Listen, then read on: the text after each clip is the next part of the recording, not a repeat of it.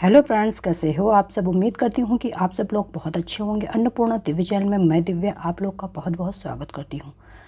दोस्तों, प्रत्येक मास पड़ने वाली पूर्णिमा तिथि बहुत शुभ मानी जाती है, लेकिन आश्विन मास के शुक्ल पक्ष की पूर्णिमा का अपना अलग ही महत्व है। इस दिन से सर्दियों की शुरुआत मानी जाती है। इस पूर्णिमा को शरद पूर्णिमा के साथ साथ कोजागरी पूर्णिमा के नाम से भी जाना जाता है। इस दिन दूध की खीर बनाकर चंद्रमा की रोशनी में रखा जाता है और मान्यता है कि चंद्रमा की किरणें खीर में पड़ने से यह कई गुना गुणकारी और लाभकारी हो जाती है। इस दिन माता लक्ष्मी का पूजन करने से विशेष लाभ मिलता है।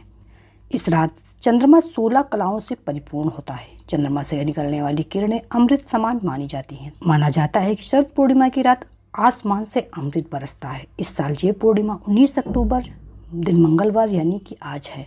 शरद पूर्णिमा पर मंदिरों में विशेष पूजा का आयोजन किया जाता है। शरद पूर्णिमा का दिन माँ लक्ष्मी जी को प्रसन्न करने के लिए बहुत ही खास माना जाता है। इस रात माँ लक्ष्मी भ्रमण पे निकलती हैं। इस रात चंद्रमा पृथ्वी के सबसे करीब होता है, इसलिए चंद्र की रोशनी पृथ्वी को अपने आगोश में ले लेती है। तो दोस्तों, ये जाने कि शरद पूर्णिमा के दिन कैसे पूजा करें। शरद पूर्णिमा के दिन सुबह उठकर व्रत का संकल्प लें और पवित्र नदी, जलाशय या कुंड में स्नान करें। इसके बाद आराध्य देव को सुंदर वस्त्र आभूषण पहनाएं। आसन, आचमन, वस्त्र, गंध, अक्षत, पुष्प, धूप, दीप, नैवेद्य, तांबूल, सुपारी और दक्षिणा आदि अर्पित कर पूजन करें। रात्रि के समय गाय के दूध से बनी खीर में घी और चीनी मिलाकर आधी रात के समय भगवान को भोग लगाएं। रात्रि में चंद्रमा के आकाश के मध्य में स्थित होने पर चंद्रदेव का पूजन करें तथा खीर का नैवेद्य अर्पण करें। रात को खीर से भरा बर्तन चांद की रोशनी में रखकर दूसरे दिन उसे ग्रहण करें और सबको प्रसाद के रूप में वितरित करें। दोस्तों, इस बार पूर्णिमा तिथि 19 अक्टूबर को शाम 7 बजे प्रारंभ होगी, जो कि 20 अक्टूबर को रात 8:20 पर समाप्त होगी। इस दिन पूर्ण रूप से जल और फल ग्रहण करके उपवास रखने का प्रयास करें। अगर उपवास ना कर सके तो इस दिन सात्विक भोजन ही ग्रहण करें। शरीर के शुद्ध और खाली रहने से आप ज़्यादा बेहतर तरीके से अमृत की प्राप्ति कर सकते हैं। दोस्तों, आश्विन मास की शरद पूर्णिमा को रास पूर्णिमा, कोजागर व्रत, कौमुदी व्रत के नाम से भी जाना जाता है।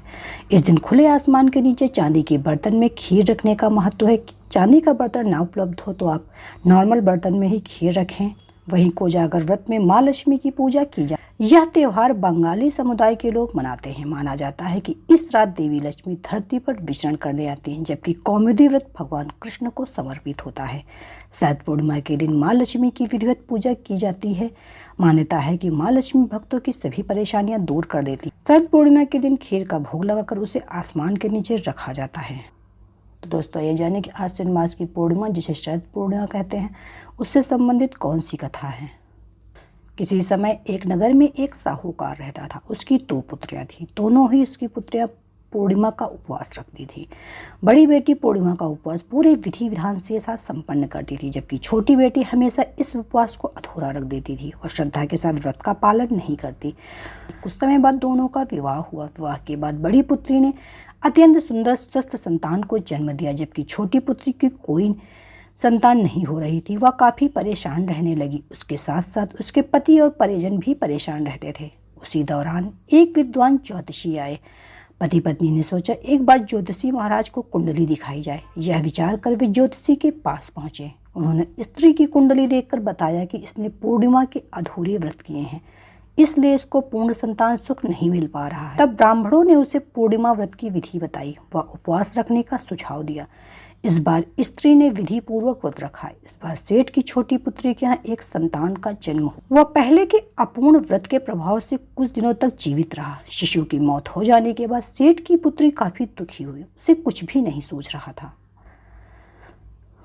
वह काफी दुखी हो गई। ऐसे में उसे एक उपाय सूझा। उसने मृत शिशु को पीठ के बल लिटाकर उस पर कपड़ा रख दिया। बाद में वो अपनी बड़ी बहन को बुला लाई। बहन को उसने बैठने के लिए कहा। उसकी बड़ी बहन जैसे ही दिए गए आसन पर बैठने ही वाली थी कि उसके हाथ से उस कपड़े को छू गया जहां पर उसका मृत शिशु लेटा हुआ था। उसके छूते ही बच्चे की रोने की आवाज़ आने लगी। उस बड़ी बहन को बहुत आश्चर्य हुआ और कहने लगी, तू अपनी संतान को मारने का दोष मुझ पर लगाना चाहती। अगर इसे कुछ हो जाता तो बच्चे की मौत का दोष मुझे लगता। तब छोटी ने बहन कहा, यह तो पहले ही मरा हुआ, आपके प्रताप से यह जीवित हुआ है। बस फिर क्या था। पूर्णिमा व्रत की शक्ति का महत्व पूरे नगर में फैल गया और नगर में विधि विधान से हर कोई ये शरद पूर्णिमा का उपवास करने लगा। कथा तथा व्रत के प्रभाव से वहाँ के राजा ने शरद पूर्णिमा का व्रत करने के लिए इसकी घोषणा करवा दी। वह स्त्री भी अब पूर्ण श्रद्धा से यह व्रत रखने लगी और बाद में उसे अनेक स्वस्थ और सुंदर संतानों की प्राप्ति हुई।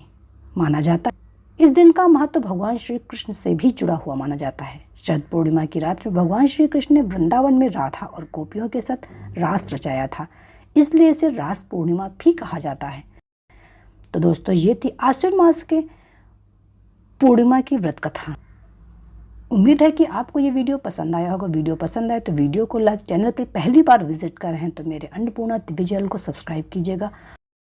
मेरे वीडियो की लेटेस्ट अपडेट के लिए बेल आइकॉन को जरूर प्रेस कीजिएगा। तो मिलते हैं एक नए वीडियो में कुछ नया लेके, तब तक के लिए bye bye. Subscribe now and press the bell icon. Never miss an update.